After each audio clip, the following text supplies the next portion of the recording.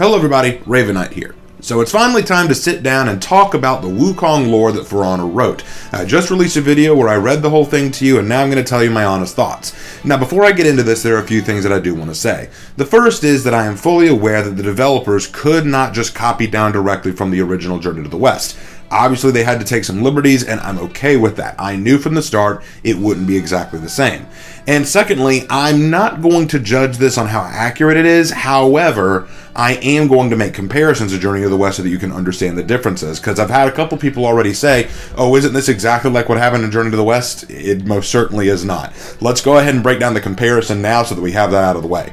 So in this story, in the Journey to the West, not the Journey to the West, in the For Honor story, Wukong is an attendant of heaven and guardian of the immortal peaches. He decides heaven shouldn't keep these peaches to themselves, so he steals them to bring them back to his monkey offspring and his monkey subjects. The armies of heaven find him, and a war starts over the peaches while he fights for his monkeys. He tells his monkeys to go flee so that he can fight all out, and though he defeats the armies of heaven, some mysterious force, who I guess we're supposed to assume is Bai Gujing, destroys a mountain and traps Wukong underneath it, imprisoning him forever. However, when the monk Tripitaka, or at least I assume it's Tripitaka, the monk never gets a name in this, walks by, he offers to free Wukong, who declines since he feels his imprisonment is for some reason just punishment, and the two get to talking. And then after they talk for a while, Wukong sympathizes with Tripitaka and decides to join him on his quest, and that quest is to go to Heathmore. So, let's go ahead and get this out of the way. This is nothing like the original story. In Journey to the West Chapter 5, Sun Wukong was made administrator of the Immortal Peaches. That is true. But he ate them whenever he wanted to, because he liked how they tasted. It wasn't because, oh, well, we need to share these with other people. No, it's just because he was hungry and he ate them himself. When he heard that there was a festival in heaven that he wasn't invited to, he got jealous and snuck in, and while in the festival, he drank the immortal wine and ate immortal pills created by Lao Tzu. He knew he'd get in trouble by doing this, so he fled back home to avoid consequences.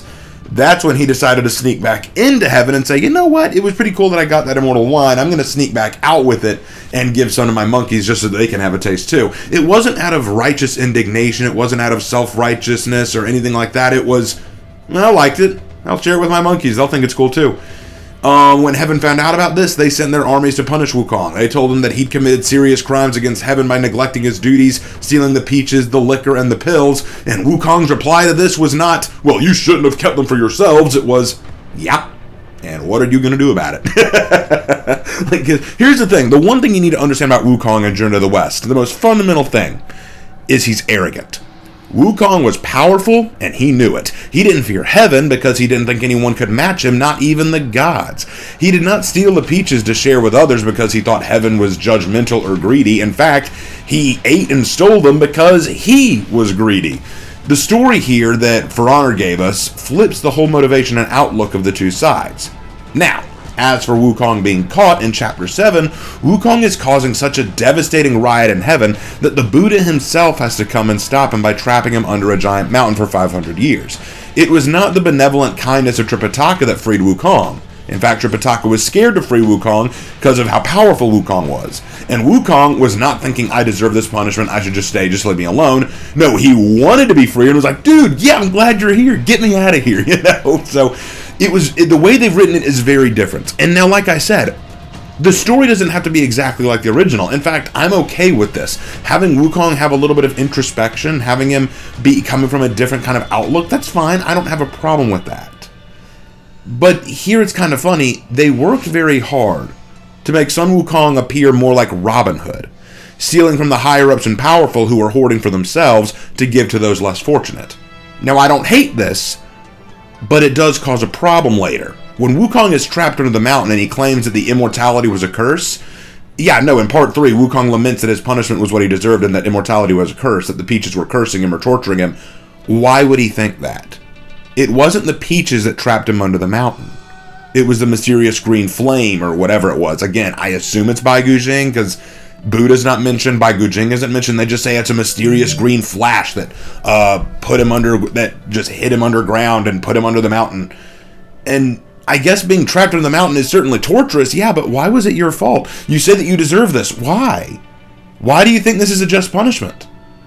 Up until that point, you agreed with what you fought for. What makes Wukong do a 180 in outlook from I'm fighting against heaven for the good of my monkey subjects and to stick it to the powers of heaven, and then that changes into, no, I deserve to be trapped forever, I did a terrible thing and now I need to suffer for it. How did we get that switch? The change in perspective is jarring, but that's not even taking into account the really poor dialogue and the unexplained aspects of the story. Yeah, we haven't even gotten to that. The dialogue in this... Wukong has dialogue that I feel is just so bad. Particularly the part where he goes after the Nusha. I hated that. That dialogue, you shouldn't have stolen the peaches. And his legendary response of, and you should never have kept them from the people. What kind of shit dialogue is this? I hate to draw from the actual story, but you know what? I'm going to. Let me read the dialogue between Buddha and Wukong before Wukong gets imprisoned. So at this point in the story, Buddha confronts Wukong and asks what he wants. Wukong explains that he wants to sit on the Jade Throne and become the new Emperor of Heaven. The Buddha points out that the Jade Emperor has lived for thousands of years to obtain this right and privilege to be Emperor, and the monkey is an arrogant beast who doesn't know what he's asking. And here's where the dialogue goes. Monkey King starts. Although he has trained himself for a long time, ever since he was a child, he still has no right to occupy this place forever, the great sage said. As the saying goes, emperors are made by turn, next year it may be me. If he can be persuaded to move out and make heaven over and give heaven over to me, that'll be fine. But if he doesn't abdicate in my favor, I'll most certainly make things hot for him, and he'll never know peace and quiet again. What have you got besides immortality and the ability to transform yourself that gives you the nerve to try to seize the heavenly palace? The Buddha asked. I can do many tricks indeed, the great sage replied. I can perform 72 transformations, and I can preserve my youth for 10,000 kalpas. I can ride a somersault cloud that takes me 36,000 miles at a single jump. So why shouldn't I sit on the throne of heaven? I'll wager with you then, said the Buddha. If you're clever enough to get out of my hand with a single somersault, you will be the winner and there will be no more need for weapons or fighting. I shall invite the Jade Emperor to come and live in the West and abdicate the heavenly palace to you. But if you can't get out of the palm of my hand, you will have to go down to the world below as a devil and train yourself for several more kalpas before coming to argue about it again. So this four-part dialogue between Buddha and Wukong demonstrates the two sides of the debate well. Buddha is incredibly wise and patient, speaking in simple and short terms, asking basic questions, and offering obvious and understandable stipulations to the conflict and to his reasoning. While Wukong is arrogant, boastful, and brash. In fact, you can almost see Wukong grinning ear to ear as he brags about his skills, and the Buddha likely smirking back as if like, really? That's all you can do? You want to be ruler of all heaven and that's all you got? Now, compare it to the dialogue we got in the For Honor story. You should never have stolen the peaches, and you should never have kept them from the people. This reads like a bad Saturday morning cartoon sketch.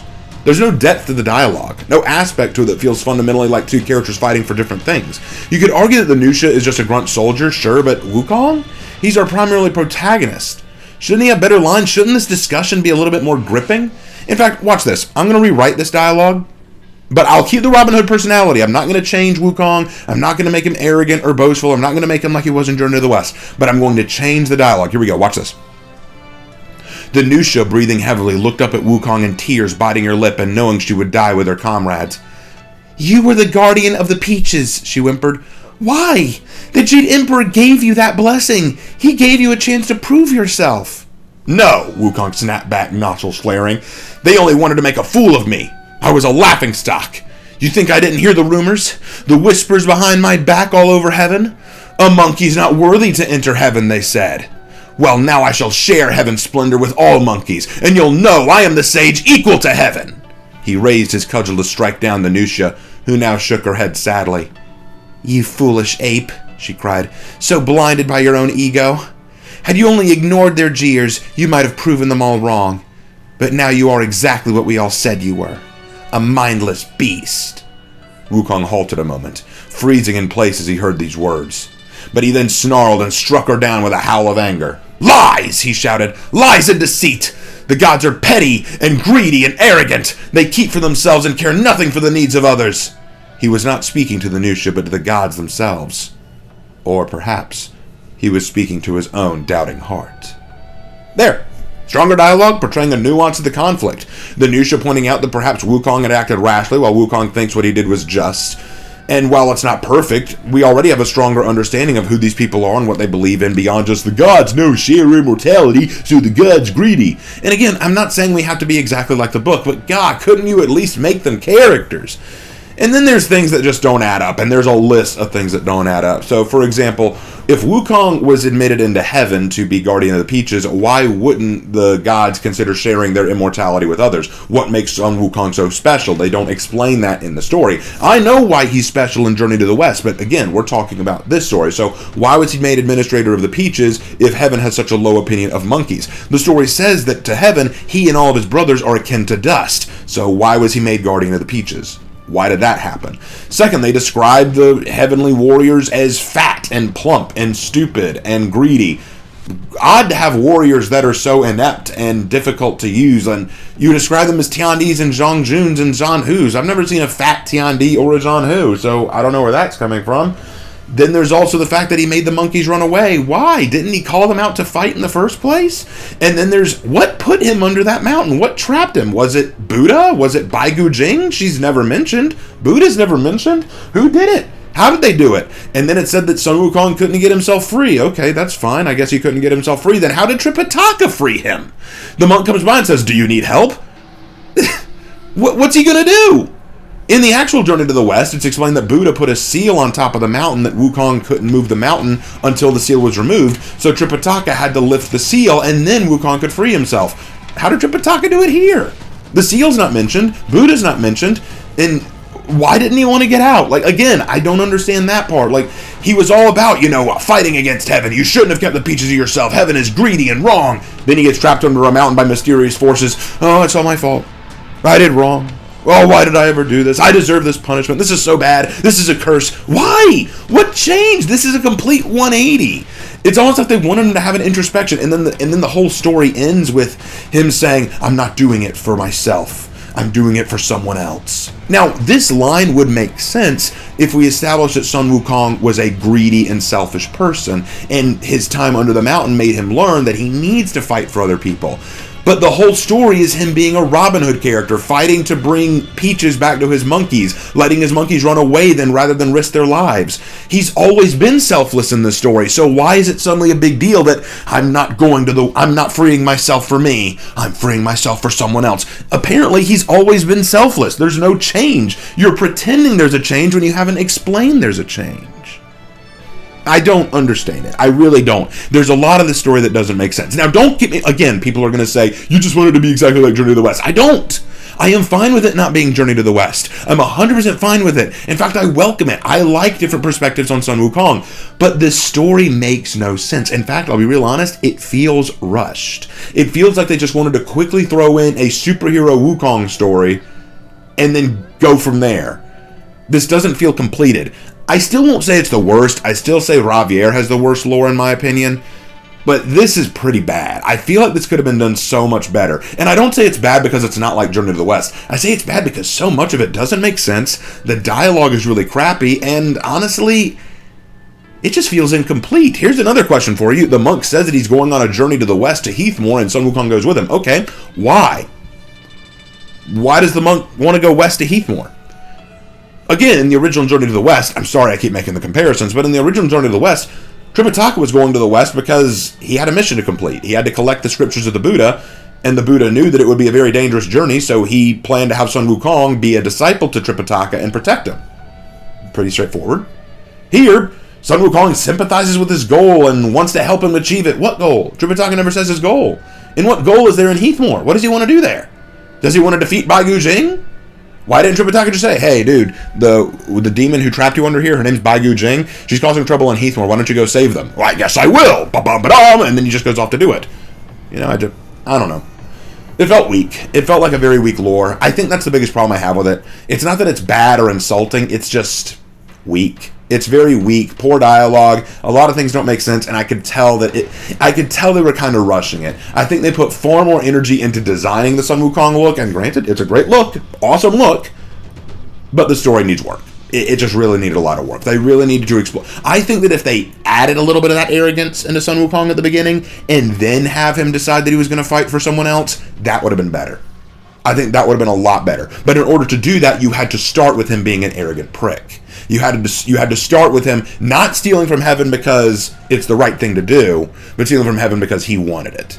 If you establish Sun Wukong starting off as a selfish asshole and then have him go through a change after his imprisonment, that would have worked a lot better. But you went too far. You made him a super self-righteous and good, honorable person who was doing the right thing at the beginning, and then had him still being a super good person doing the right thing at the end, pretending like there was some kind of evolution or change along the way. Sorry, guys. It can't work that way. It just can't. You gotta have a change in the character for me to like that, and you didn't do it. But anyway, guys, that's my thoughts on this. What do you guys think about the lore? Do you agree with me? Do you disagree? Let me know down in the comment section down below. Hope you guys enjoy. If you want to read this lore, you can go check it out on the For Honor website. They've got all the hero skin lore listed there. Just type in For Honor hero skin lore, and you'll find it. Anyway, guys, thank you guys so much for watching. Had a great time, and as always, I will see you in my next video. Take care.